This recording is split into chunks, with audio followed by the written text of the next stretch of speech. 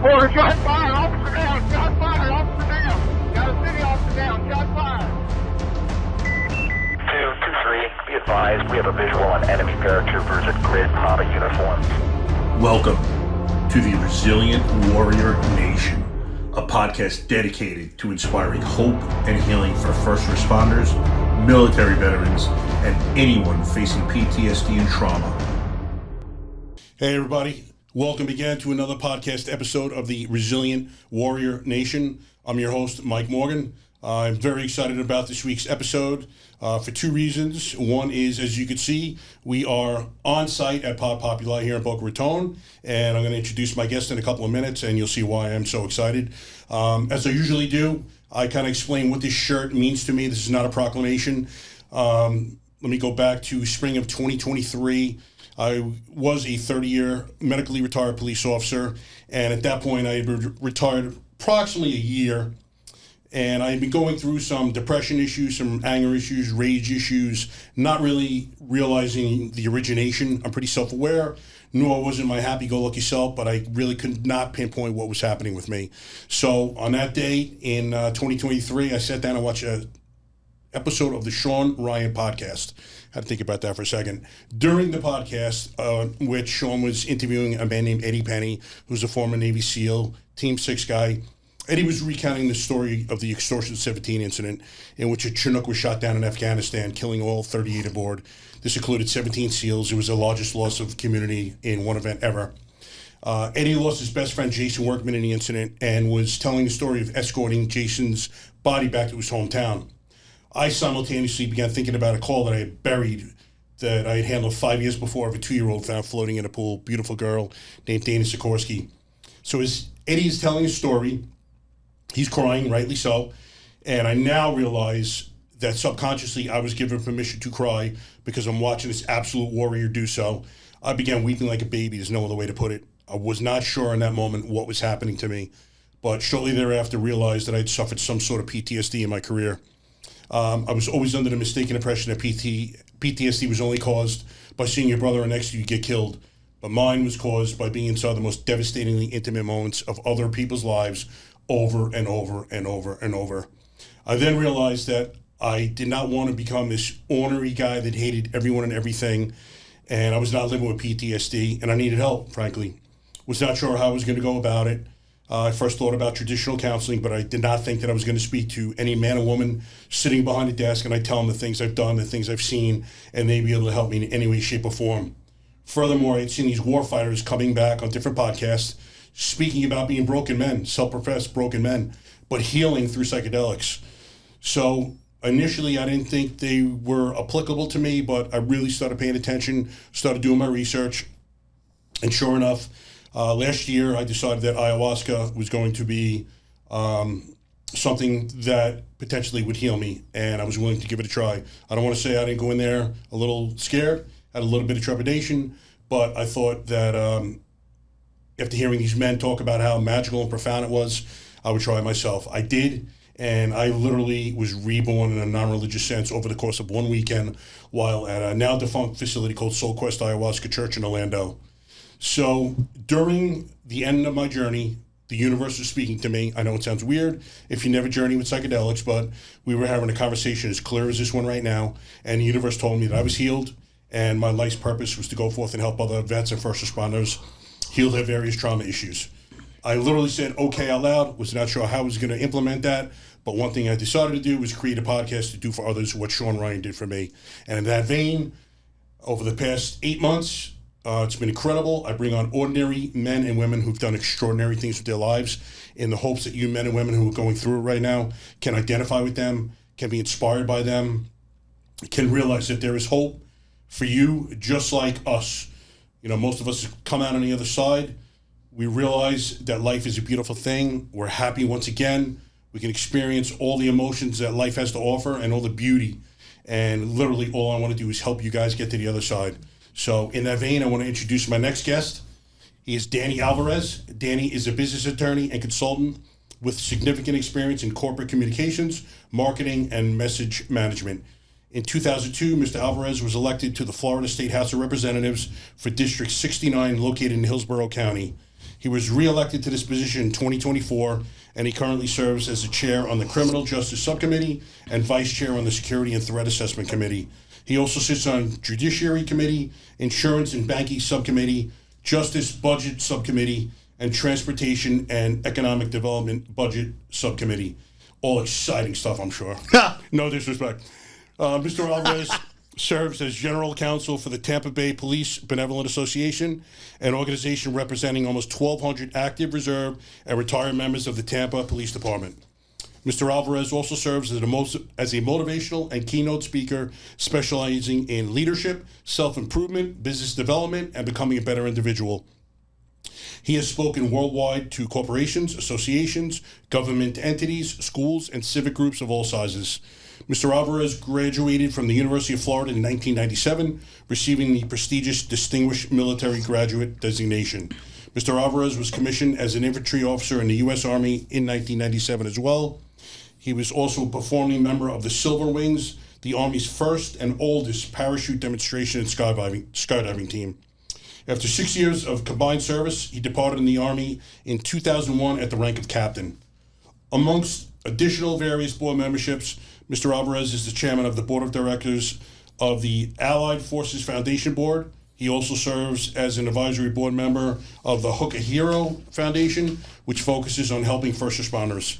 Mr. Alvarez also served as president of the 40-year-old Hillsborough County Sheriff's Hispanic Advisory Council, as well as a civilian member of the Shooting Review Board, and was awarded the honorary deputy designation for his work with the agency.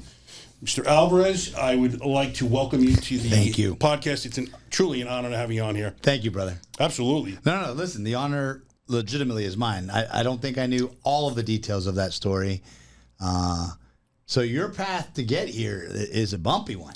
It was, and I'm glad it was, to be honest with you. Looking back now, I would not change a thing. The universe has told me several times, I've journeyed with ayahuasca a few times since then, that I was put through everything that I was put through for a reason. I truly believe that. I truly believe that it wanted me to be here. I also truly believe, as far as that call that I referenced about that beautiful 2-year-old named Dana Sikorsky, that I was meant to be at that house for a specific reason. You know, we go through trials and tribulations in our life, sometimes asking ourselves, why did that just happen? Sure. Why did it happen to me? Why did it happen to you? I've come to the conclusion that everything happens for a reason. You may not know what it is. You may never find out what it is. You may find out 5 years later, like I did. But it happens. Try to learn the lessons that the especially low points in life are trying to teach you. And, you know, if you don't go through the tough times, then you're not going to appreciate the good ones nearly as much. Absolutely. And the tough ones make you, as far as I'm concerned. Well, it's impressive, though. I'm not kidding, because a lot of guys, like especially in our world, they shun like the tough times because they think they've got to be a old tough guy to come out. And in fact, that like it's a show of strength when you show exactly how vulnerable. And this isn't like a Hallmark movie, brother. I'm not trying to be like I'm not going to hug you. I will hug you, but there's not a hug at the end of this. What I mean is, for too long, our people were told that it is weak to be the actual person you're supposed to be, which is you're not a machine. Exactly. Like you got your ups and your downs, and that is the whole part of what makes us. It's what makes us good at our jobs, you know what I mean? But until we realize that it's a whole approach, not just a single facet. Like you don't just shoot your pistol, you shoot your pistol, your rifle, you run, you eat right? So all these things make you, you know your law, make you a great cop, right? Okay. Absolutely. So why do we always ignore the internal part? And I think that's probably what we're here to talk about. Yeah, absolutely. One of the many things. But yeah, we're conditioned, and it starts as a little boy. Don't show emotion. You know, it's weakness. I remember in one particular episode, I had Zach Ferguson as guest, former Navy SEAL. He cried, got emotional during his portion of speaking. And another later portion, I did the same thing. We got done recording. I hit the button. I'm like, that was beautiful, brother. I'm like, someone's going to see a Navy SEAL cry, just exactly what happened to me watching Eddie Penny, and say, it's okay for me to do the same thing. And they're going to learn to be vulnerable. And that's one of the things as men that we must allow ourselves to be. Otherwise, we're not going to heal. Because if you cannot be honest with yourself looking in that mirror, who the hell else are you going to be honest with? And the thing is, what are you modeling? You know, like, so when we were young, we were told to suck it up. And maybe it was easier for us to suck it up because we hadn't evolved ourselves, you know, and we said, of course, that's what you do. You suck it up. And then when you actually saw a dude get emotional, you're like, this wuss, you know what I mean? Exactly. And in reality, that's like in front of my kids, I make sure they understand like life will affect you in a different way. Dude, I'm 51 and like all of a sudden, like since I'm older, I watch movies where kids get hurt and I can't finish the movie. Oh, yeah. I'll turn it off. Yeah. And then Kids and dogs for me. and then, or I'll start like crying in the middle of a movie where I'm like, yo, what is happening right now? You know what I mean? Like, exactly. And it's like something I'm really not in control of. I used to be ashamed of that. You know what I mean? And then you'll hear your daughter go, and I have a lot of kids. One of them will go, Dad, are you crying? And I'm like, no, yes, maybe, you know? So it's even then, a guy like me who is totally open to it, it's still hard to understand it in myself. And my reaction is, I didn't want my son to see me cry. And then I was like, no, maybe it's okay that he sees me cry. Yeah, you know he what I needs mean? to see you be vulnerable. But he needs to understand the context of it, you know? Exactly. And that's what I think is the important part. So I never saw my dad cry. Not one time have I ever seen him cry. Let me see. I've seen my dad cry, but it definitely wasn't often, and emotions were not expressed. I mean, it was shut down immediately. 100%. You know, something that happened the other day along these lines, the Charlie Kirk killing, it actually affected me, and I was very surprised, to be honest with you. Usually I'll see something like that, someone get killed. I mean, I've seen a ton of police videos where, unfortunately, officers get killed on the line of duty, and the needle doesn't move much. You know, you condition yourself after so many years to become a hardened man. And I was actually very surprised. You know, I've started this healing journey about 18 months ago, so my entire soul has changed as a man, and I've definitely become more in touch with my emotions. But it still actually surprised me. And I was talking to a buddy of mine, Marine, who's been in the shit. I mean, he's done things, you know, and he said the same thing. It affected him. He was surprised. And I was talking to another guy named Johnny Collins 3 days ago, former SEAL. He said the same thing. It surprised him. So there's nothing wrong with feeling emotion. In fact, it shows our humanity. You know, I think if we would have taught you earlier to work with and process and feel your emotion, you'd have been a better cop. Yeah, I think so, right? too. And I think we're missing the boat right now when we're training cops on a regular basis. Like, look, the person you're interacting with is going through some crap. Yep. You know what I mean? And you're coming to it in a black and white fashion, right? Yeah. Think about it. You got your call. You look on your MDT. The call is holding. I got to get, okay. Ma'am, I'm here because, like, everyone here's world is crap. Oh, yeah. You're going to have to figure out, okay, you can't get all emotional all the time. You know what I mean? But it's a perspective lens that. Exactly. So I'll tell you this. So this is also the lens between like men and women being cops. Like, so sometimes, like when I was a young infantry guy, I was like, I literally picked being infantry because there's no girls. Okay? Really? I'm telling you, because there's no girls. And girls were not allowed to do that at the time. Clearly, my unevolved point of view, right? As long as the standard to me doesn't change, like if there's one infantry standard, you meet it, then let's go, because that's what I need. And female cops to me at the first were the same thing. And I'll never forget this. I'm riding with this corporal.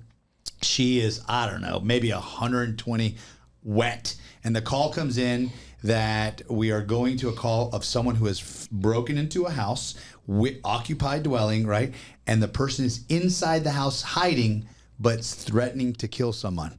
And so I was like, yo, are we gonna call for backup? We don't even have lights on when we get to the place, right? Because she's like, I don't know what her perspective, but later she said she was like trying to like keep it calm. You know what I mean? When she got there, and I was like, I don't know, I'm not calm. Like right now, as we're approaching this door, I'm not calm. I'm in a heightened state of awareness right now. And so like when we get to the door, I could hear the guy say, "I'm gonna kill Kyle," and I was like, whoa, right? And so we walk right in. Now, remember, I'm a civilian at the time that works at the sheriff's office. Yep. I don't have a gun, but I'm a dude, right? So I walk in and I see this guy.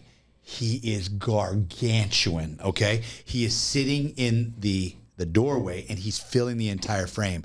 And I was like, this is gonna go really bad, and I have no permission to get involved. I'm not supposed to get involved, right? But there's no way I'm gonna let this woman get her butt beat, right? Sure. And me be able to look at every other cop that I work with and be like, I just stood by and watched it. Yep. So I'm mentally preparing. We are about to battle, okay? But I'm still sitting in the doorway with my flashlight, and I'm waiting for the next unit. And when he gets there, I'm like flashing, like, well, this is where we are. Hurry up! So he runs in, and he gets there, and he goes like this. So I knew my reaction was okay because this is gonna suck. Do you know this woman talked that guy down? Really? Like where me and this guy, our hands were like he was being aggressive. Our hands are like this. It is go time. We're ready to go. That woman literally talked that dude down, sat him down. We had to double handcuff him. That's how freaking big it was. Yep. And we walked this animal out, right?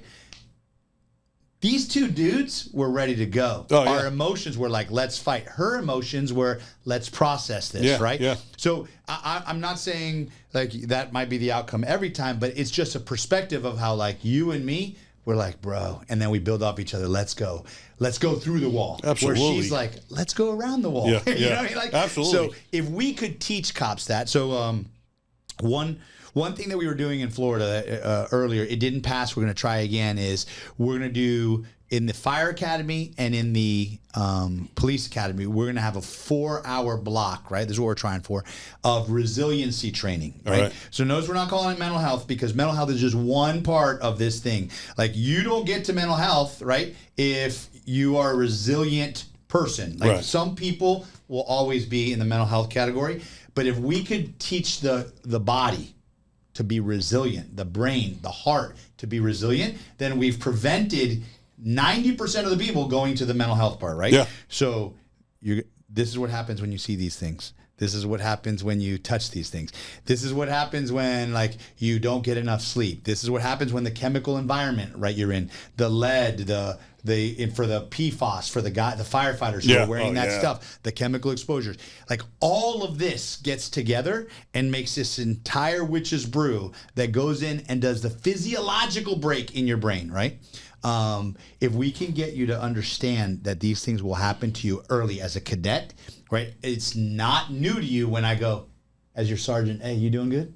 And then you don't do one of these. Yes, Sergeant, I'm totally fine. Why? Because you're afraid I'm going to take your gun and I'm going to take your badge or I'm going to take you off the fire truck, right? So instead, the sergeant gets calibrated when he's a cadet to go, hey, we could be effed up. You know what I mean? Like seeing a baby drown, right, is a horrific thing, right? Yeah. It could affect your life. Let's pull you off the line, right, for a second.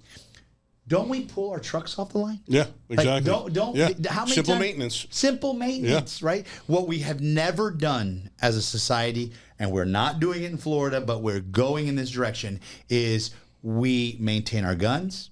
Well, you know, cops don't really maintain their guns that well. But we maintain our guns. We maintain our cars. We are supposed to maintain our fitness, right? We test it, right? Every year. You have to pass your PFT every year. Oh, they have yearly physicals here? So need to have that. We do all that, but we never say, hey, let's take the inner. Let's take your brain. Where are we at, right? Where are we at? And then we need an environment from the top down that says, this is a safe place for you to go, you're seeing a lot of stuff, bro. You know what I mean? Let's process it. Let's talk about it. It's not weak. It's not, you don't have a mental illness. You're not crazy. We're not going to ostracize you. In fact, the sooner we make sure that you are optimized to do this job, I'm promoting you, right? Like, because that's the kind of stuff that I want. But it's just, that takes a lot of work, right? And we know 100%. That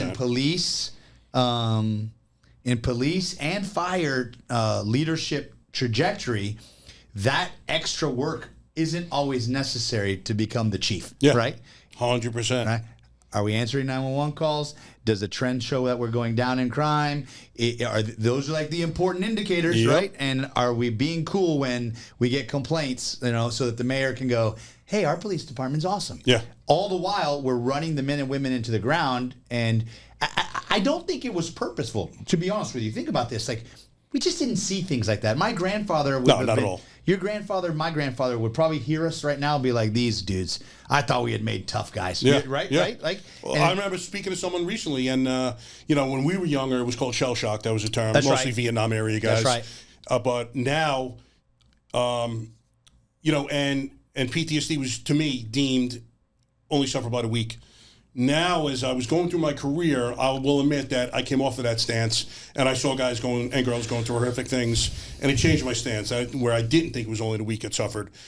So a lot of people still hold that to be true, and we need to come off of that. That's right. Greatly, because your body is reacting to abnormal things you see with normal responses. And if you don't process these things out, you can't unsee them. It's deep in your psyche at that point. Now, what do you do with it? You know, typically we just bury. Compartmentalize is our word. We need to get that out of vernacular because we just bury one after the other after the other. But with something as little as just talking about it, I read a study recently where it said that 60% of people thought that their problems were solved. And I think it was actually respective to the first responder community. Wasn't even speaking to a specialist, either a friend, family member, coworker, whatever. The simple act of talking it out just lifted that weight, and they felt like they were fine after that. You know, they didn't hold that emotional baggage or that charge in their memory bank any longer. And that's it. That's as simple as it needs to be sometimes. That's it. Complicated. That's 100%. You're totally right. There's two things that we have to work on simultaneously. Number one, figuring out the physiological reason why this happens. Okay, like dudes like you and me, we don't take our own life. You understand that? Dudes like you and me, that is not in our DNA. No. We are the fixers of life, right? We aren't the like people that hurt other people in life, or not even ourselves, right? Or, exactly. Right? And so we have to figure out the physiological part, and then we have to figure out the culture part, right? Because we've never seen the brain as part of the maintenance that we've had to do and the emotional center of what we have to fix. We have to change that, and that's what we're talking about. Our grandfathers, like, so the problem, and this is just probably how life is going to work. By the time we get to a world where people are like, yeah, okay, go. Let's get you off the line real quick. You know, let's go do these exercises. Let's go sit on this machine. Let's go do whatever it is to get you the maintenance you need for your head, right?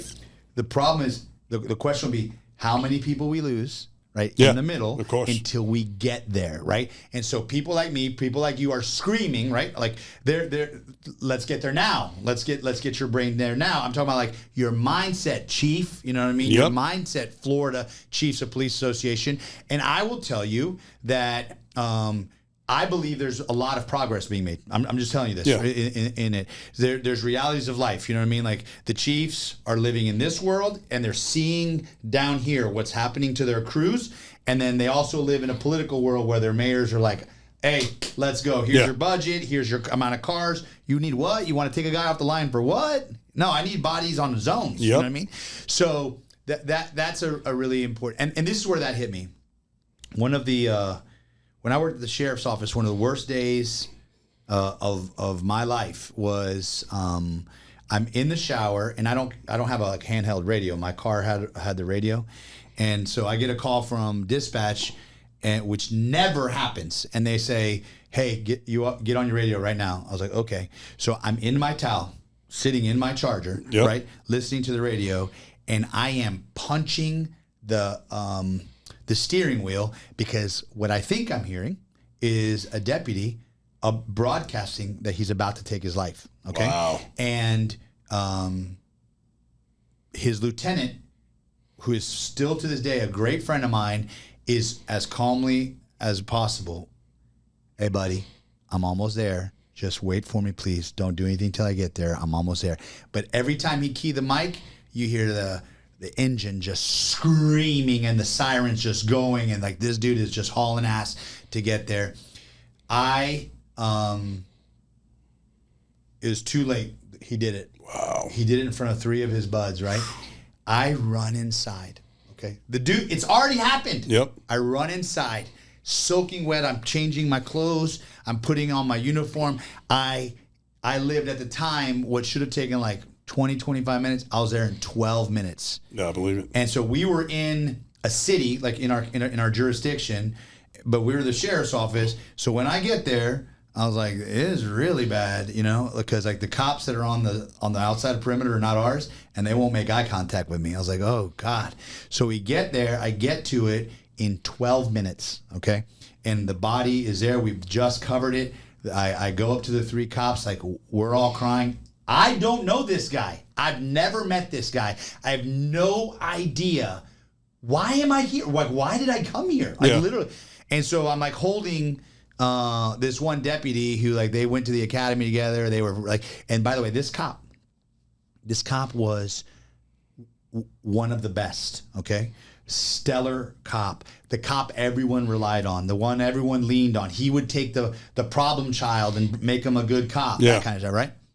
So here's what I'm leaving out, that right. So as I'm sitting there, What I didn't know is that I had passed the second crime scene where he had gone and killed his daughter, okay?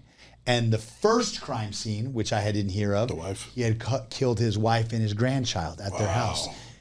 You got to look at me in the eyes and tell me how the shit that happens, you know what I mean, to our people. You know what I mean? That doesn't happen to our people. Do you know that was the second one? We had another case at our same agency, like, I don't know, a couple months before where he nuked his whole family. Wow. Right? And then so at that point, as I'm standing legitimately, like within eyesight of his body, over his body, I remember saying to myself, we got to do something about this. Like, we got to figure this out. And so I wasn't a rep. I had no idea. I had nothing. You know what I mean? No plans, whatever. In fact, I was so zoned out. Like, I was like just staring that my phone had been ringing forever. It was my chief. And she's like, where the hell are you? You got a job to do. And I was like, oh, yes, ma'am. Like, I like totally woke up. And I had to get to work. That same day, about 20 minutes from where we were at, an Air Force PJ had killed himself. And literally within hours, a Clearwater firefighter right across the bridge had taken his life. So we got 3 of our people, right? Same day. One of them was, I mean, how much worse does it get than what? That's you know what I mean? Easy. So that's when that was the day. You know, I'm just telling you, that was the day that for me, I am on mission. Today's episode is brought to you by Cutting Edge Testosterone Therapy, a veteran-owned, family-run clinic led by a retired first responder. At Cutting Edge, they help men and women rebuild strength, focus, and vitality through advanced hormone therapy, peptides, and performance-based weight management. Whether you've served your country, your community, or your family, Cutting Edge helps you get your edge back safely, professionally, and with people who understand what service takes out of you. Cutting Edge offers individualized care with no monthly fees or contracts. Learn more at cuttingedgetestosteronetherapy.com. Cutting Edge Testosterone Therapy, built by those who serve for those who still do. I've spent my time in the legislature trying to use whatever sort of influence and authority that I get, right? And then trying to get more influence and authority in order to, if I got to push, pull, kick you screaming into the modern times, I'm going to do it. You know what I mean? So I promised I would fund a study that if it said smoking dog crap would get you better, I'm using the state of Florida's tax money to figure out how we're going to save our own cops, firefighters, and soldiers' lives, right? We've considered ayahuasca, and then, of course... Yeah, we seem to be kind of lagging with psychedelics in the state of Florida. I don't hear Governor DeSantis talking about it too much. So the drugs are always the scary thing, right? Let's think about this. So what did ayahuasca do for you? Like here's Not drugs, though. No. Plant-based medicines. I know. Yeah, good terminology. In the eyes of the people, what is it, though, right? So... physiologically, what did it do? It reconnected your nerve centers, right? So now they're firing together and the messages are going through your nerve centers, right? And then allowing the front part of your brain, right, to take the trauma, take the file and put it in the file cabinet, which is the back part of your brain, right? Yeah. And so then when you want to access it, you go, send me file, whatever it is, and it comes to your front and you're like, oh, that's a good memory, oh, that's a bad memory. And then you send it back and it doesn't live on loop right in the front, right? Exactly. That's what ayahuasca did for you. Ayahuasca is showing, right, that it has an incredibly great effect for that, but its long-term is waiting to be shown, okay? So here comes ETMS, right? This is kind of how you and I got together, right? Absolutely. Here comes ETMS. Non-pharmacological, you don't take any drugs, there's no physiological anything that goes in your body, so guess what's not at risk? That badge, that gun, not at risk, right? And what it does is they map your brain. TMS has been around for a little bit, right? TMS is where they send the signal through your brain, and that's similar to what we do, and it reopens your pathways. This ETMS, what it's doing differently is that they take a helmet, they map your brain, they use this incredible, the latest, greatest AI software, which I feel like everything is AI these days, right? You got that right. And then they come up with a ultra unique plan for your head, right? So if you think TMS is like an artillery where it's like on target area, this is a sniper, right? This is hitting extremely accurately on target. And then it reopens those pathways and it's supposed to hold for a lot longer. Like most people in the anecdotal stories in the last 4 or 5 years that this is really becoming more practiced and well known, if they need a secondary treatment, it's way off, and they might need to be stitched up a little bit. Like, you come back and we're gonna put you back with intolerance. But allegedly, right, and this is still newish, right? You get your 20 treatments, and you should be good to go, right? So here's how it came to me. Were you asking a question, because I feel like I'm over talking? No, you get to your point, and I'll kind of come back and ask questions that I have about the process. So, my legislative aide was a Ranger buddy of mine, lost his leg, was in Ranger Battalion, ran into another Ranger Battalion guy and said, they're talking about what they do. And he goes, I work for this guy. He's my buddy. He's really into veterans and cop issues. We're trying to help. And the guy goes, oh, this is what I do. So there's something called, at the time, called CARE Coalition. So SOCOM, Special Operations Command, has this, what I like to describe as like a concierge medical care, which we should all have. Yeah. But I mean, it's SOCOM, right? So when one of their guys gets injured, they get someone assigned to them, and they're making sure everything, it's almost like they're an athlete, everything they need to get them back up and running and get them back in the game right away. But nice. that person will have their PT, their care, take care of their spouse, all these things that they need. So this guy was the one for SEAL Team 6. Okay. And he was describing how they were about to kick out these guys. They were going to med board them. They were pretty bad on antipsychotics, antidepressants, sleeping, no sleep, Ambien, like beating their wives. The absolute definition of operator syndrome, they're living it, right? Remember, these are like multi-million-dollar soldiers to make, right? Yep, so absolutely. We're about to kick them out. So it must be super bad, right? Because even with the tolerances we give for exactly. Right? They're last-ditch effort. So they send them, at this time, the company's called Wave Neuro. It's in California. They send them there. They come back. None of them get kicked out. None of them get kicked out.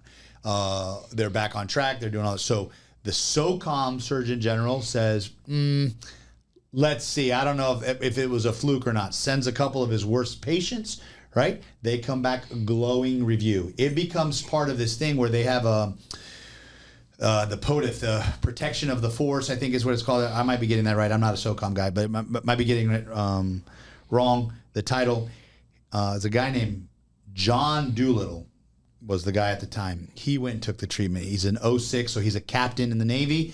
SEAL guy comes back and said it was so profoundly good for him that he sent his son, he paid it out of his pocket. Wow. $30,000 for the treatment at the time, okay? So I said, okay, I'll buy, yeah. Right? And so we start because like I'm about to ask for a lot of money for the state of Florida to fund this. Ohio is actually led the way. Ohio has been doing this for their cops and their firefighters for a little bit. Okay. And so I'll give them credit so they can, and they inspired us to do it. And in Florida, we brought it so that until it gets its indication, its FDA approval for PTSD and depression, and anxiety. Right now, it's only indicated for depression, right? Okay. So if you can get it through the VA, if you fail a whole bunch of, that's their protocol, right? We're like, no barriers, right? So all you got to do is show you were a cop, show you were a firefighter, show you're a veteran, you sit in the chair and you get the treatment. And, hopefully we save lives along the way and, absolutely. And we make a big difference. So. And we were speaking about you currently going through treatments. That's You're it. in your 11th day? I'm in my 11th day. Okay. So what I was taught in the military is like, if you believe in something as your plan, why don't you go do it first? So that was the whole idea. So I was going to be patient one, right? Yep. And then, of course, my dang life got so busy. So it took forever for me to get in the chair. And that was unfortunate, but I'm in the chair now, and I'm trying to show everybody that I'm putting my money where my mouth is. So that's awesome. So now, when you're speaking to guys the girls who've gone through the treatment, what are they saying has actually happened to them physiologically, psychologically? Like, what are they seeing results-wise? So, let me tell you another John Doolittle story. So he sends one of his old team buddies, right, from when he was on the SEAL teams actively, and he gets a call from his wife, from the guy's wife, and when he tells you the story, I was like, ooh. He goes, she's crying, she's freaking, and he's like, oh, this is the call. He killed himself, you know what I mean? And she literally says, thank you, you got me my husband back. And so he was like, whoa, because he had a similar situation. Right. And when you talk to people, And it's it's important to set the right expectations, because if you're hearing this, I don't want you to think like this will save my life 100%. It could, right? It could, but I want to temper it with the realities that for some people, like depending on the severity, right? I think it has an effect, but it seems to be having a positive effect on everyone. It's helping clear your pathways, help you process the memory, and we're sleeping better. So if you and I, if we could bottle what's in sleep and put it in a pill, we wouldn't need any of this. We would not have bad dreams. We could process our bad thoughts. You know what I mean? We could without any treatment, right? But as we get older, our testosterone goes down, our sleep goes down. Because when I was a kid, I was told sleep when you're dead. And I'm like, that was the old adage. Now it's like, don't sleep and you are dead. You know what I mean? Exactly. So now I am a psycho about my sleep. Legitimately, I have 2 trackers. I'm taking magnesium. The room, literally, you need a parka to come inside my room. You know what I mean? And even then, I still struggle to get 6.5. You know what I mean? So for me, ETMS is actually moving my needle for sleep, and sleep is the restorative medicine that fixes here, and your whole body. So even your human growth hormone. That's when you're producing it. That's when you're producing exactly. it, when you're restored. You know what I mean? Get in that deep stage sleep. In fact, one of the anecdotal stories where they found, with the SEALs at least, is what I was told, the men whose testosterone was low, did not get as great a result on their ETMS. So when that got upped, ETMS seemed to have worked better, because testosterone, we think is let's just go let's get big in our 50s, right? That's not it whatsoever. You need testosterone for so many of your male, and in fact females need testosterone too, just at different levels. But for us, it's a pillar: testosterone and sleep. In balance, both, you are almost bulletproof. Yeah, I mean, I started my TRT treatments because the libido was low and I was so non-energetic. I'm like, what is going on? I was in my mid-40s. I'm like, I should, I trained, have always eaten well. I'm like, this makes no sense. Where is my energy? That's right. And my numbers were super low. I think they were either upper 2s or lower 3s, when I think average for my age should be at least 500, something like that. And so we're seeing numbers in kids who are 30 that 80-year-old men used to have, right? Think about this. In your 30s, you should be jacked. You should be going through walls and lifting like crazy. And these kids are lethargic. And so at first we're like, what a wuss. And it might be physiological. They don't even feel it inside themselves to go do it. So I am whether you like Robert Kennedy or not, the dude's putting a light on what we eat. And I know that part of our environmental and our food processes that are coming to us it's full of crap. And it is affecting us already, and it's caught up. So hopefully maybe he can help in that department. So yeah, absolutely. And I'll tell you one important thing for you young guys who's watching this: get your blood work done relatively early. Get a baseline of your testosterone levels in your 20s. This way, for the rest of your life, you know what you're kind of working off of. That's not bad advice. Yeah, because if you enter these professions, become a soldier, guarantee it's going to be decreased with all these external stimuli that are affecting you. 100%. It's almost 100% to a man, where you're going to see lower levels of testosterone for these young warfighters. Yeah. And again, that you like my son right now, he just started ROTC. Nice. I saw him in uniform for the first day the other day. I was like, bro, you want to talk about proud this. papa? It was a very proud papa moment. Sure. You were a member too, right? Back in the day? Yes. Yeah. But when I looked at him, I was like, that was my story. Now he's chosen to make it part of his story. And so it's just weird. It's just weird to see him in uniform. I loved every moment of it. But for this kid, as I'm trying to bulletproof him, pour into him, man, look, when you were a young cop, if you knew what you knew, even in your mid-30s, you'd go back, you'd run it, right? Oh, absolutely. So the same thing. So I'm trying to tell him, he'll take what he takes, he'll edit what he edits, but we're working on him, eating clean, eating lots of protein, prioritizing protein, right? And then making sure his foods are whole. These little things are the basics, And it's hard, when you're trying to party and the pizza looks good. I love pizza. Listen, but if you have a 90, say your diet's, or I hate saying diet, your eating plan's 90% healthy, you could screw around with that other 10%. Eat like me. I have to diet down a little bit here, but I eat nothing I eat perfectly all day long, and then at night I'll have my little bit of garbage. How old are you? 57. So I'm 51. So at the pace of my life today, like maybe I remember in my 20s, bro. In my 20s, I remember I got down to like 6%. You could do whatever you wanted. I thought I was like a stud, right? Yeah. There's no way in my 50s that I even have the bandwidth to get down to 6%, right? So here's the realities I live in. I'm going to do my protein prioritization. I'm going to eat it first. I'm going to seek it out, my 1 gram to my 1 pound, right? I'm going to make that ratio my goal. Yep. And then after that, I don't drink alcohol. I never have drank alcohol. It's Right. it's not a thing that I had drank and I stopped. I never drank alcohol. And like food was always my vice. You know what I mean? Like, so you'll see Well, a me lot of yo-yo. people's, yeah. You'll see me yo-yo, but there's just one thing I ain't gonna give up is some cookies. I'm just telling you that Trust right now. me. It's so funny because I used to do it when I went to work. I'd have a 6-pack of Oreos, and I ate twice, 2 meals. So I'd have 3 cookies one meal, 3 cookies the next. And all my partners would be like, "Bro, how do you do that, man? There's no way I could put down the other 3." I'm like, self-control. I guess some people would say you're not exercising to begin with because you're eating 3 Oreos at a meal, but you have to pick and choose. Yeah, You know, absolutely. you can't stay on this crazy line your whole life. That's it. You just have to have a little bit of enjoyment. Won't make it. You just won't make it. Exactly. It's just not realistic. No.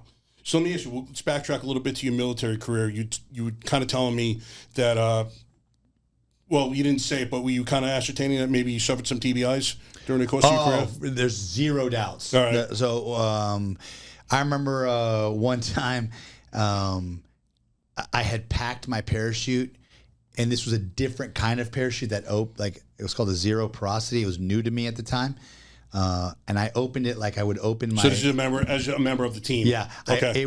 I packed it like if I needed it to open like my big parachute, I knocked myself out. Like it was the opening shock of my life, and I woke up like right before I was about to like run into like some you power opened the chute lines. and then knocked you out? That's the force? That's how the force Wow. knocked. I was like this, just like flying through the air, and then as I'm coming to, I hear people go, "Oh, he's gonna run into the electrical lines," and I was like, "Is that me?" And I look up, and there they were. So I turned out.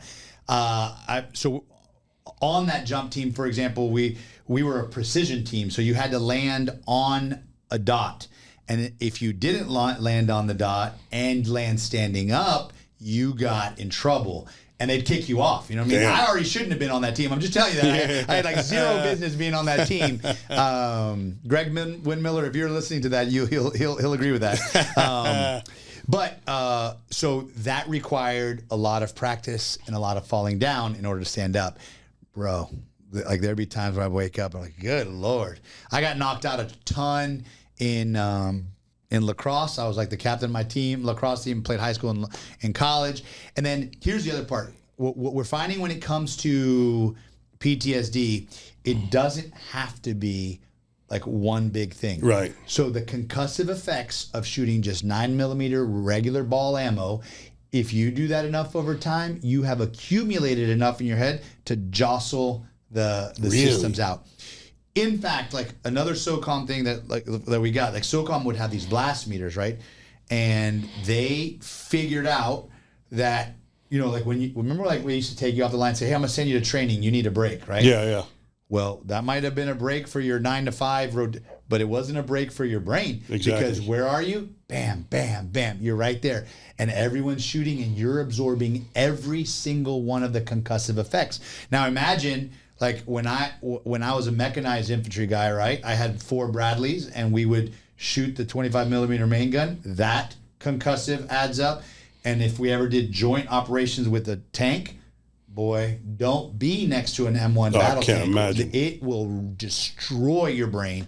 And so all of these things accumulate, right, over time. And I think that's where mine comes from. Like I did have a bunch of head ringers. Like you can only blow up so many like C4, pieces of C4 before it begins to affect you. But as an infantry guy, you're well-rounded in shooting things, right? So all of those things really, really, I think, added up.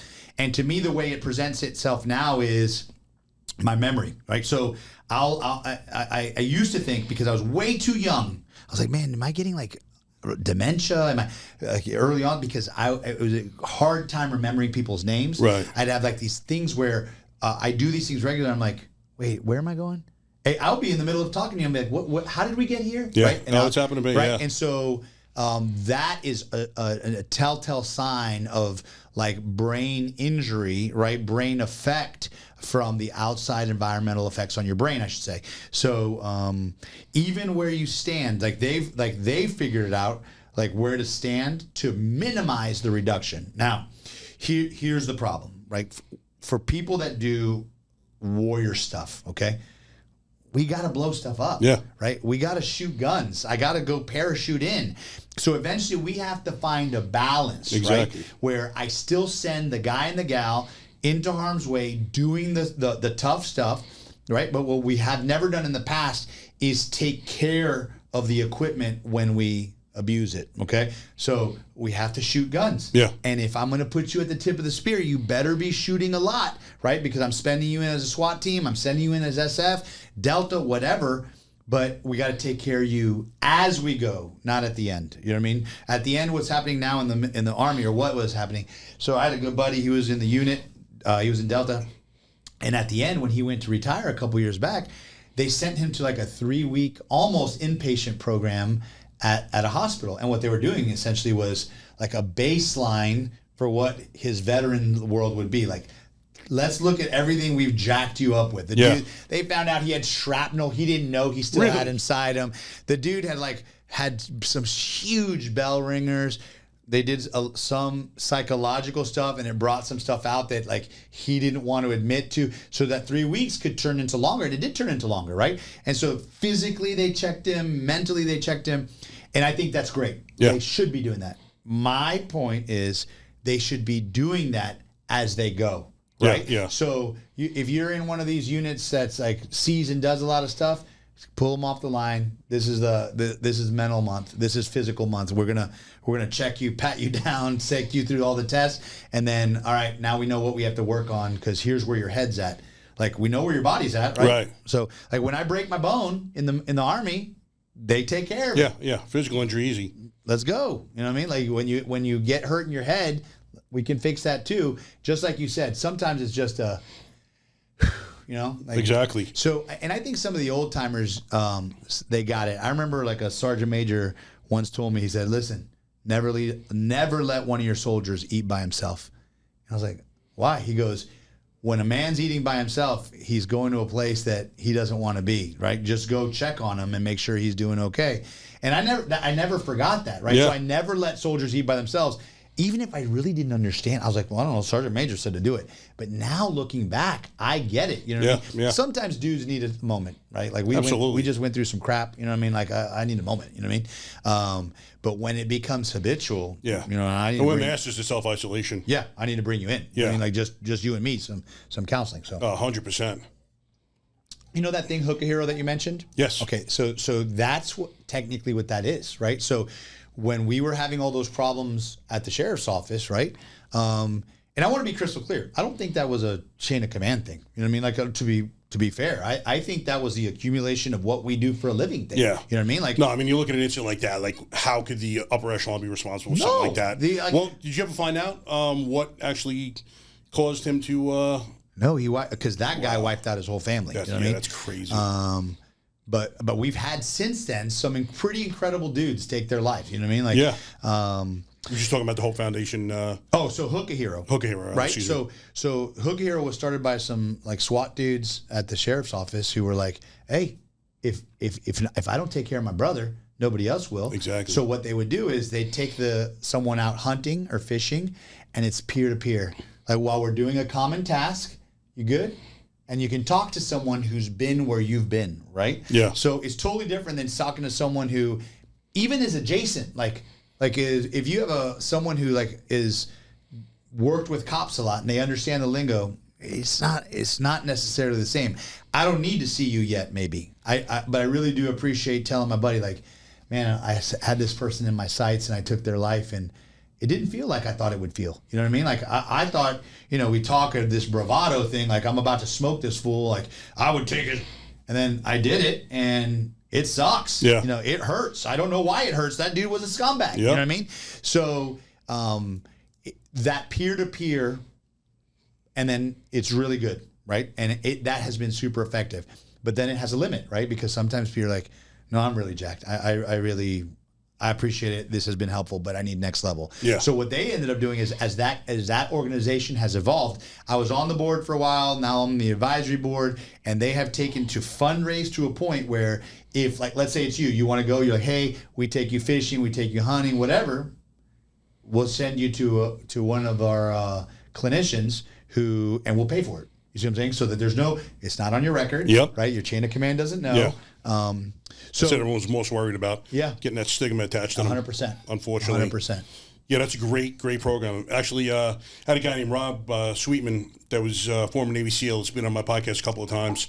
And he's got a program like that he's starting. He actually invited me out. I have to pick a date in Colorado, and he takes essentially 5 or 6 first responders, war fighters, for I think it's like 5 to 7 days, and you're out in the country in the wild. And, you're doing things. You're building, I forgot what the protocol was, but you're out there building, you're out in nature, you're talking to the boys. That's it. You're just kind of immersed with each other. And to me, that's some of the best therapeutic, thing that you can possibly offer someone. Everyone feels comfortable with their brother next to them. You didn't necessarily have to serve together, but we're all that same mindset. Mike, sometimes you just need to know it's okay. Yeah. Right? So I might not be as comfortable turning to, like, my wife or even my blood brother, who has never done anything gone through the crucibles of life that I've done, right? And willing to do what I'm doing, to turn to them and go, hey, man, can I just talk to you? Yep. I want to talk to someone that knows me, you know what I mean? And sometimes it's just, I don't have to know you, right?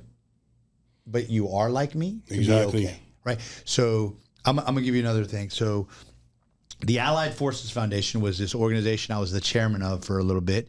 And what we would do is we would fundraise to take all these veterans. Some of them are physically injured, like amputees. A lot of them had PTSD issues. And we would take them to Scotland, okay? And so they're totally away from anything that's normal, Yep. right? And guess what they have to do? They have to rely on each other, right? And we're going to do a 55-mile road march through the Scottish Highlands, which, by the way, sucks, all right, just for the record. And none of this is luxurious. The British military gives us some barracks, and now you have a Sergeant Major, E9, sitting in the barracks with an O3, staying in the barracks with an E1, right? Yep. And they're all back to being the boys, right? Like, girls have their own barracks because Yeah. we're not going to, and the girls are doing the girls, right? Because they have their common, and you watch. Like, when people are there, they think they're there for a free Scotland trip, right? By the time they're done, they have made bonds because they have suffered alone, and then they realize they're really not alone. They're just suffering in a vacuum, and now we've connected them, and they're like, oh, it's okay. Yeah. I can be heard. You know Exactly. what I'm saying? And so these challenge events that do that kind of stuff, that bring these people together, it's overwhelming to watch. You know what I mean? So, I've worked to fund those things 24/7. Oh, yeah. I love that. Fantastic work. It's funny because I've told people often, I wish that every man would get to experience how it feels to be kind of going into battle with guys next to him that will kill or die for him. Like, that bond is just something that can't be explained. You've been there, I've been there. I mean, I love it. And it's kind of in the same vein that you go on these excursions with these guys. Obviously, the dynamics are different in your mission, so to speak. Right. But they're still the same as you. They don't have to know you as, deeply, intimately like Danny. They know Danny was a soldier. That's it. I'm a soldier. We have that. And there's so much more that it encompasses, once you realize that your brother next to you did this, in some respects did the same exact thing. 100%. It's the same mindset in many respects. And the support is unbelievable for each other. And I think the fact that we're sitting here, the fact that you've been empowered, this is the important part. When I promised you, right? When I told you, hey, I got your left, I got your right, and I got your back, I didn't make that promise. I thought I was doing it for when we were like, answering 911 calls, or I thought when we were on the battlefield, or whatever it is. But in fact, that's a promise I made to you for life. Yeah. You understand that? And so now that we've stripped our uniforms off, right? And now that we have different jobs, or you're retired, or whatever it is, that doesn't mean we stop taking care of the guy to your left and right, okay? That means that now I do it in a different way, right? And that is what I think most people don't understand about our society. our culture. You understand? It is one that says, I made a debt to you that you said, I'm willing up to the price of my life to accomplish this mission. I made the same promise. You and I are alike, and it's really hard for anyone else to understand us, right? Yeah. So forever, right? As long as you're willing to put in the work, I'm willing to put in the work to help you. You understand that? And lift you up. And I hope when I stumble, someone could be there to help me or my kid if they go through it. But that's the promise we make. You know what I mean? That's the look. When I got out of the military, I was going to the FBI, and I got into the FBI, but that's a different story. So did you? It's so funny. I applied there too. I failed the polygraph. Did you? Yeah. Listen, you know why I almost failed the polygraph? Because they didn't believe I had never done any drugs. Can you that was? I popped for selling drugs. I'm like, I smoked weed in high school. I've never sold a drug in my life. And I remembered back to this kid that I grew up with selling dime bags of weed to the neighborhood kids. I was with him, but I never had anything to do with it. And I'm like, this is why polygraphs are ridiculous, man. You're the guy. I agree. You know, I agree. I know sociopaths that have lied about crazy stuff and have passed flying colors. I agree. It is a weird way to filter people out. You know what I mean? But yeah, no, he hammered me on drugs, right? I had just got out of the Army. I had never done a single drug. And he's like, I don't believe you. I was like, I don't know how to prove a negative here, guy. You know what I mean? Like, I don't know what to tell you. While I was waiting for the FBI, and then when I got into the FBI, and my wife at the time was like, hey, if you go to the FBI, we ain't going to make it. And I was like, well, damn. You know what I mean? So that's kind of like a weird choice. So I chose my family. And I had been in the pharmaceutical industry waiting for the FBI because it was after September 11th. They were really delayed in hiring. So I needed a job. So I worked in pharmaceuticals. And I remember sitting in Tampa with my pants on the floor, and I could not will them up, right? I loathed my life. Like, I went from a purpose-filled existence, right, to one where that was profit driven and I was doing it for other people. And so I'm the winner today, but tomorrow I'm back to zero until I made them more money. And that's fine. I'm not criticizing that. That's just not what drives me. Right. And I didn't go to work that day. I was like, holy crap, what is happening to me? Like I'm in control of me. I wasn't in control of nothing. It's like your body rejecting bad food. 100%. I couldn't do it. So eventually, we ended up breaking up because I was like, hey, I'm going to go back to the FBI. And we had a kid at the time, and I was like, never going to leave my kid. So that's actually how I stayed in Tampa. That's actually how I stayed back in Florida, because like the FBI said, yeah, we'll rehire you because it's only been like 2 years since you sold us out. But I wasn't going to leave Tony, and so the rest is just history. So.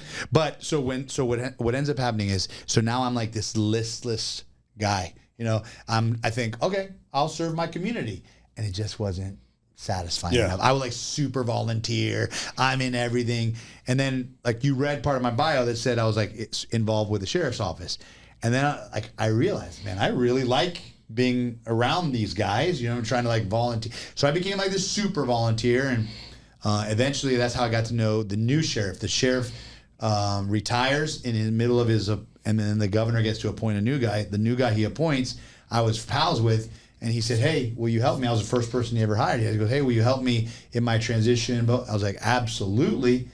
I shut down my law firm, and I was like, man, I made a lot of money. You know, I was like, it was good money. You know what I mean? I was like, I don't know, what am I doing? I was like I went to make, I think, like $85,000, and I was like, that's not a bad salary, but I was like, not what I was making. Not what I was making, you know what I mean? And it was like, I don't know, week one, and I was like, the best decision I'd ever. I feel like that reset the rest of my life and put me back on the track where I was supposed to be. Because now I was running and gunning with the boys. You know exactly. What I mean? And the deal I made with the sheriff was like, hey, listen, I'll do whatever you want here. I wasn't a lawyer for him. I was the chief communications officer, so I got to be on the command staff. And I was like, I did like some political advising, like because that was my world, you know, but really comms. And I said, I will do this, but I get full access to tell these boys a story. He goes, I don't care if you go in with a SWAT team. I was like, sir, be careful what Yeah, you exactly. say. And remember those words. And I did it. I fast roped with the SWAT team.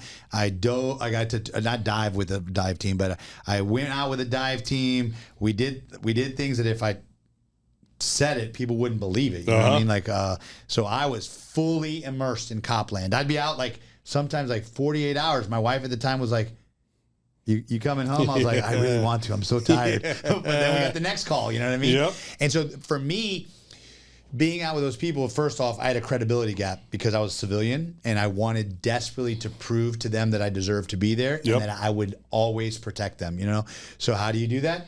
You got to be with them. So I remember we went to this one death scene. It was a guy who just passed away. It wasn't anything bad.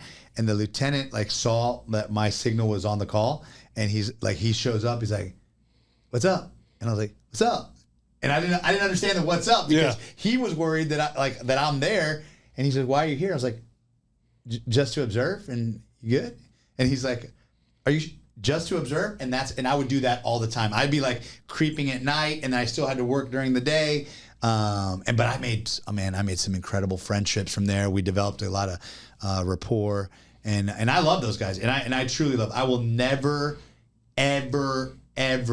You could not replicate my time at the Hillsborough County Sheriff's Office. If we said, "Here's the roadmap," you would never do it. And my love for those people is the love of a brother that served with them. You know what I mean? Yeah. And they can smell out BS. So they know if you're there for political reasons as opposed to wanting to be there and actually helping them. I'm glad. And they would have been, you'd have been ostracized. Keep this guy. 1,000%. Yeah. 1,000%. So. No doubt. God, those were good times. So. It's funny. I have a very similar story to yours about the FBI. So I graduated from Hofstra University with the accounting degree. First day, October of 91, heading into Manhattan on Long Island Railroad. Flat as could be, no emotion whatsoever. I'm like, first day of the rest of my life, new career, embarking on a new career, should be excited. Nothing. So I get introduced to associates. I'm given a task about 11 a.m. Next thing I know, I wake up, my head in my hand. Just caught it in the accounting firm? On my desk in the cubicle. So I wake up, I'm like, whoa. So get up, go over to some other guy I just met, seemed really cool. I'm like, "What's up, brother? You like this stuff?" He's like, "Fuck no, I hate it." I'm like, there is no way I'm sitting in the cubicle the next 30, 35 years of my life. Nope. No one other than my friends, close friends and family are going to know whether I lived or died, making no difference to anyone. And that's when I started going deep introspective, and law enforcement was what I decided. But I don't know, I felt like it was a calling. I was literally built for it.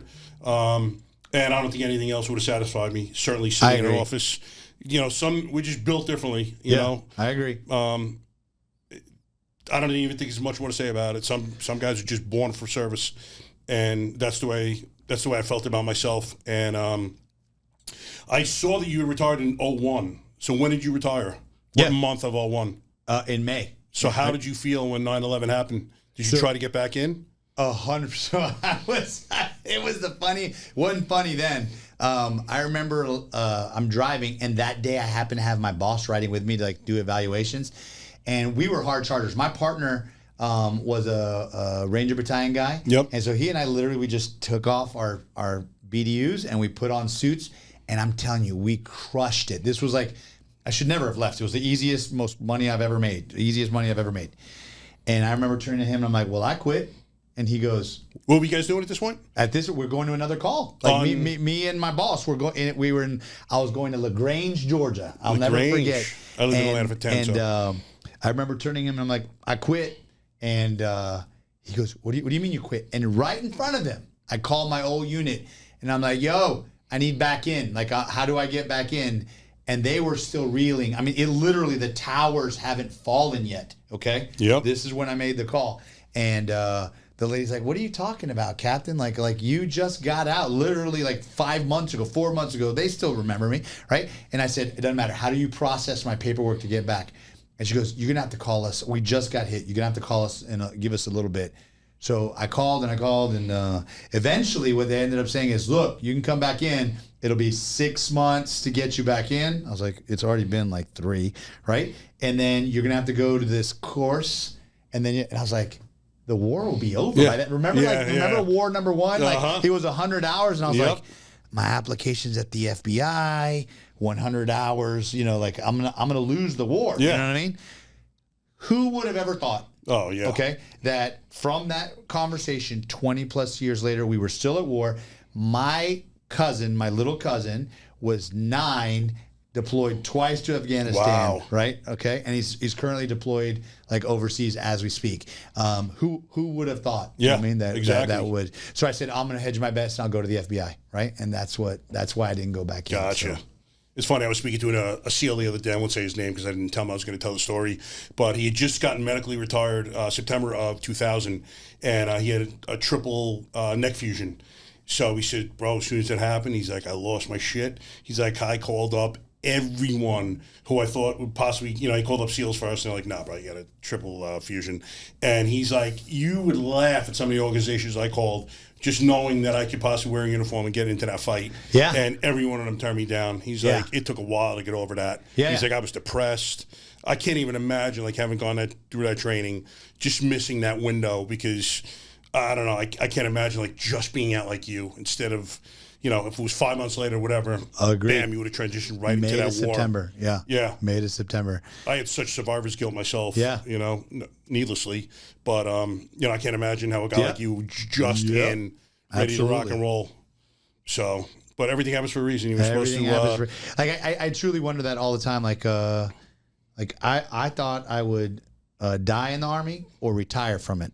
Just to be completely honest with you, I never saw myself as doing anything as a soldier, and it's weird how God puts stuff in your path. I'm just telling you, man. Like you think you have this, and that's one of our if you want to archetype us. We make a plan and we're going to stick to it. When the plan doesn't go right, we're all like, what the hell? Yeah, exactly. Well, The universe is laughing at your plan. Welcome to my life. Yep. You know what I mean? Like, legitimately. So the fact that I'm in politics now is a complete joke to me. You know what I mean? This is a joke right here. Like Mike how Morgan's I doing a got podcast. there. Like, what? Not a chance. In a million years, you could have told me. I'm writing a book right now because I want to get into public speaking. And to me, that's the key. It kind of opens a lot of doors. It gives you instant credibility, right or wrong. So I'm writing a book, and I just kind of sat back the other day. I'm like, I'm writing a book.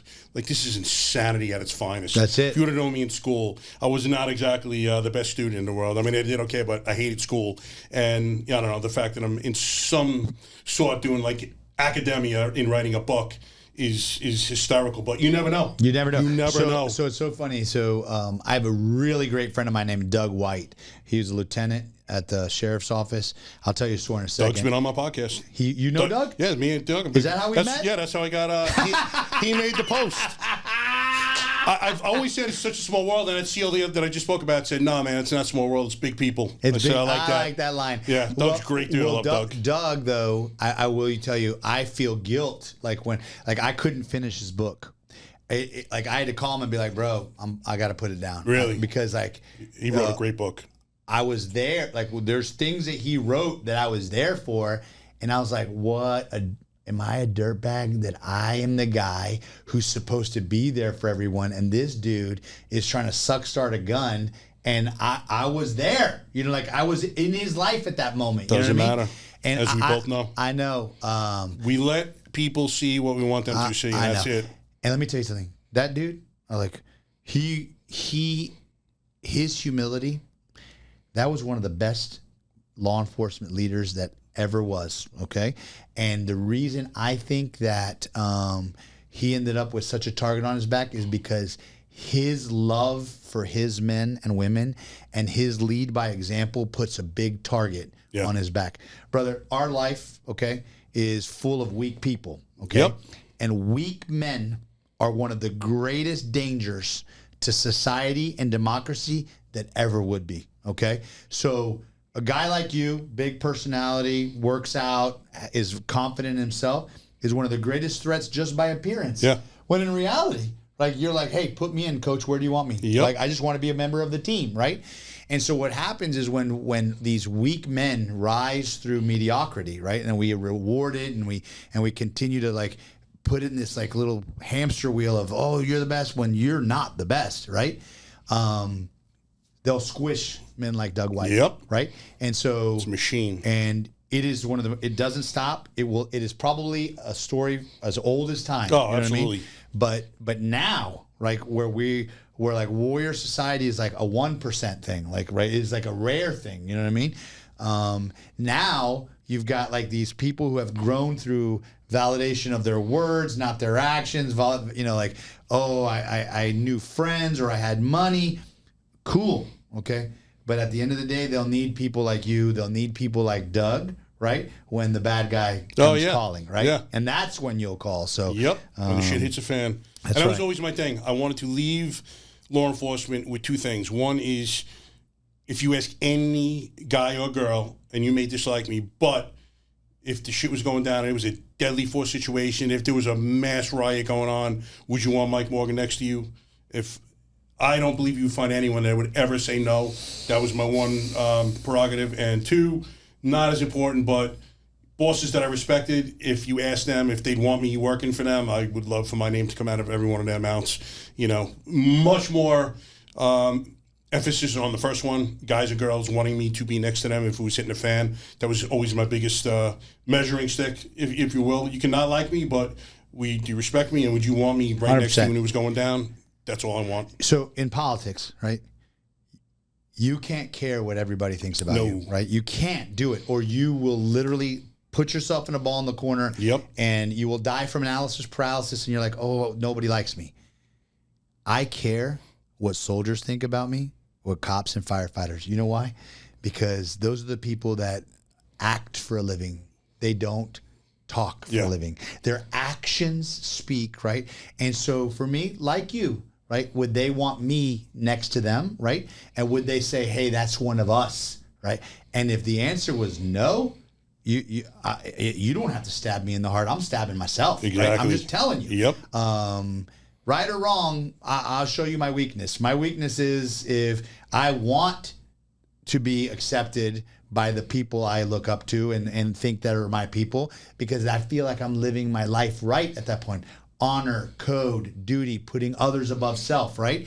You can still make money. You can still do whatever you want, right? But do you live by those codes?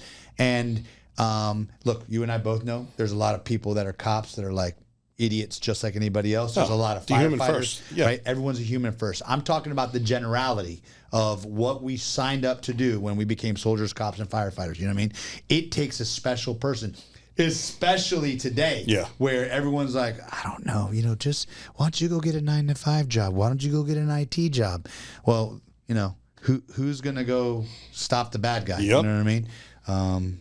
Always going to need war fighters. 100%. Whether it's law enforcement or, I include firemen and cops, COs. I don't know where we're going to be finding them, to be honest with you, in generations to come, because everything they do is recorded. Even if they do the right thing, they're being crucified sometimes. I mean, your names going public. They're catfishing. They're putting names of family members. 100%. You can't win for losing. So, and these governments and departments that don't back these guys and girls, I don't think they realize that there's going to be a price to pay eventually down the line. It's literally going on right now. last week, I just finished telling my chief that. Remember, I work for the Tampa Police Union, right? And we just sacrificed a kid, right, for the political expediency of the mayor or the chief or whoever it is, right? But when we do that, right, in 2025, it's not like when you used to do that in 1995, right? Because you had a bunch of people that are dying to be cops, or we had people that understood. Today, I can't get a kid to commit to 6-7 years of being a cop. When you became a cop, you said there's one way. It's like a tunnel. At the end is 25 years. I'm in all the way. Yep. Today, people are like, I'm visiting the career, right? And they're out by 6 or 7. They get to say they did it, and they go on with the rest of their life. Yep. So we lose all that institutional knowledge. And why is that happening? Because no one believes that there's a fundamental buy-in from everyone else that this is something that is worthy of doing, right? So this kid, right, does a use of force, right? And he gets disciplined, and we argue that's not, he didn't do anything wrong. And they say, oh, you're wrong. It goes in front of a panel. The chief gets to pick 2 people on the panel. The kid gets to pick 2, and the 2 pick 1. So there's 5 people on the panel, bro. Of the 5, 4 of them are captains. So 4 of them, their careers are directly in the hands of the chief, right? Because they're no longer kind of like at will, right? And then the fifth one is a use of force expert trainer at the Tampa Police Department. All 5 of them, 5-0, said it was a proper use of force. Because the kid... A proper. Okay. He did it right. Right. Okay? And then we get a call from the NAACP and says, hey, we want the kid fired. And now they're like, oh, listen, nobody hangs a bad cop worse than me. You know why? Because I'm the one that has to go face like, Danny, all you say is that cops are good. Yeah, they're good guys, right? We don't say, yeah, but they're good until they show you they're not good. Then we destroy them, right? Yeah. And so no one's going to hang a bad cop faster than me, right? But when we get a cop, right, that does the right thing, that your own unit says, we clear him. Your own captains are like, he did everything right. Your own training, and you still suspend the kid for 30 days, you have lost me for forever. You understand that? Exactly. Because you put your political career ahead.